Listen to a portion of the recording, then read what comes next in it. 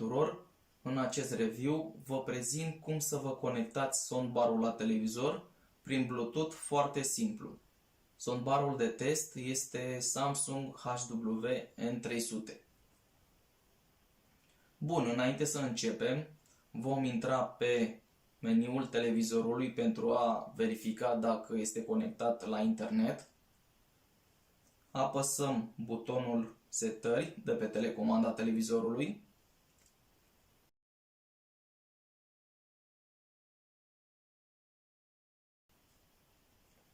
Vom merge în partea de jos și vom selecta rețea.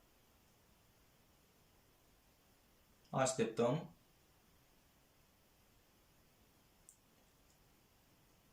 Deja suntem pe conexiune. Vom verifica dacă televizorul nostru este conectat la internet, adică la Wi-Fi. După cum vedeți, în cazul meu, televizorul este conectat la internet. Până aici este bine. În acest moment suntem pe setarea conexiune și vom merge pe conectare dispozitiv. Vom selecta. Acum ne-a apărut mai multe surse. Noi vom alege Bluetooth, bară de sunet. Vom selecta. Acum ne întreabă dacă suntem de acord să modificăm sunetul la televizor. Vom selecta da. Și vom merge pe opțiunea de Bluetooth. După cum vedeți, acum nu este selectat Bluetooth. Vom selecta Bluetooth. Vom selecta da.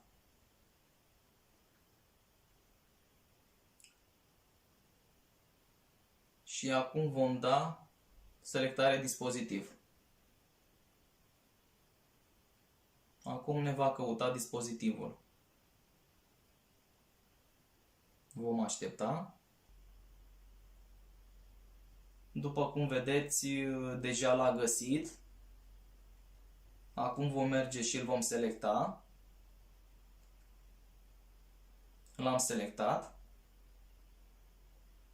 Așteptăm.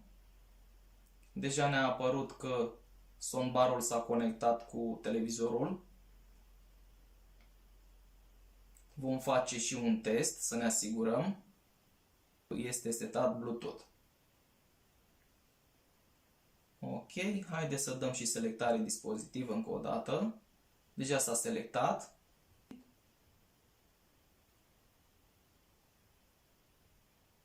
Acum vom verifica dacă soundbar-ul este conectat la televizor. În acest moment televizorul este conectat prin Bluetooth. Vom apăsa butonul setări.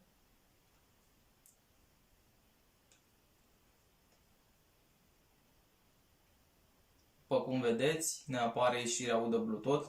La acest soundbar putem să-i punem și un cablu optic și putem să-l conectăm și prin boxele de televizor. Dar asta funcționează numai în cazul în care îi punem un cablu optic. Acesta a fost review-ul. Dacă v-a plăcut, nu uitați să dați un like, subscribe și nu uitați să apăsați pe clopoțel pentru a primi notificări când voi mai posta. La revedere!